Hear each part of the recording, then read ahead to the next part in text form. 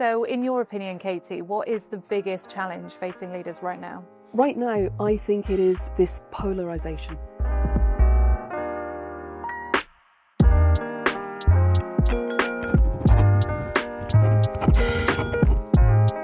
Hello, oh my gosh. Hi, lovely to see you. How are you doing? Very good, thank you. Hello, gorgeous. Hello, nice to see you. So yeah, you meet your clients in kind of relaxed locations then, and that is intentional, that's part of it. So especially if we're going to meet for the first time. So if we're going to have a conversation around what it is I can do to help, we always try and have a really nice setting for it. And this is one of my favourite places. Yeah, it's lovely. So in your opinion, Katie, what is the biggest challenge facing leaders right now? Right now, I think it is this polarisation, which is either we are a business that has high performance or we're a business that is inclusive and consultative.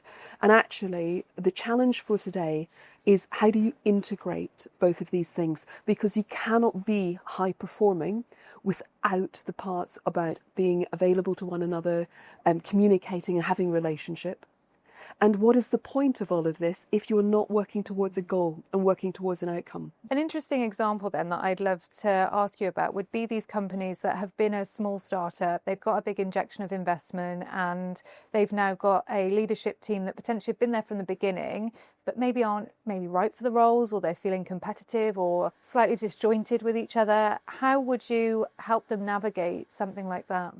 Well, first of all, it's a great thing that they recognise some things out of kilter, something's not right about this transition space. So that's the first thing, is it's great to go, we don't know what's going on, and perhaps we would actually benefit from being able to be held for a bit to understand what it is. What I do is I role model something that allows for these things to come to the surface. So I role model, and when I say role model, I role model for what leaders need to be able to do. So one is availability. So I'm available emotionally, I'm available physically, and I'm available cognitively. I can think with you. Another aspect to it is safety. So you're able to say what you're feeling, what you're thinking, what your hopes are, what your fears are, and know that it will just be received and processed and digested with me. And the other thing is meaningfulness, right? How is this going to come to something that means something? How is this a good use of my time? I'm going to be able to provide the conditions. And when we have those things, what emerges from it is intrinsic motivation, okay? So your autonomy starts to rise. Your competence, which is your confidence, and your skills, they combine into action. So it's less about the problem that they're facing and more about giving them the tools and space with you to navigate what the solution could look like. Yeah, and they're going to come up with a solution. Right. The solution is in that space as well. The challenge is accessing it, because all of these fears, these worries, perhaps even excitement, is getting in the way of, so how do we move on? What I then create the conditions for is for these things to rise, and it will be different for every organisation. Right. What gets people up in the morning to do a good job, to be invested, to have self-motivation? That's the key, that's the secret. But actually, that doesn't come from being handed something. That comes from the relationships you create with work, with the people around you.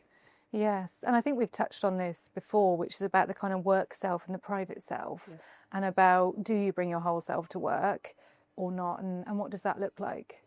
It's a really interesting question, because the authentic, the kind of bring your whole self to work side is very much about knowing yourself. You have a role. Yeah, and you do need that role to take place, and that role will require specific behaviours, roles, responsibilities, but also knowing yourself and knowing how to respond to yourself in a way that is compassionate and kind, so that when you witness your team who are maybe having a hard time, you too can then treat them in the same way. Right. But it all starts with self. Yeah, okay. So you're kind of adapting your approach based on the environment versus just kind of being one note. Yeah, absolutely, exactly. And this is a really important thing about leadership, is adaptability, right? And not being rigid. It's understanding. And it's being able to look at the situation, being able to understand your response to the situation, but then also having the capacity to recognise what other people are going through. what happens in moments like this is people and businesses will hold on to things, something concrete, KPIs, profits, profit margin. But you aren't going to get any of that without a team that is intrinsically motivated. And in order to move people into that space where they are performing and they are motivated, you're going to need to move them from one reality to the next reality. And that bit in between that space, that is the potential. Either it will go great, or it may go really badly. And I believe that there's no one better qualified than me to hold your team in that space and move you on.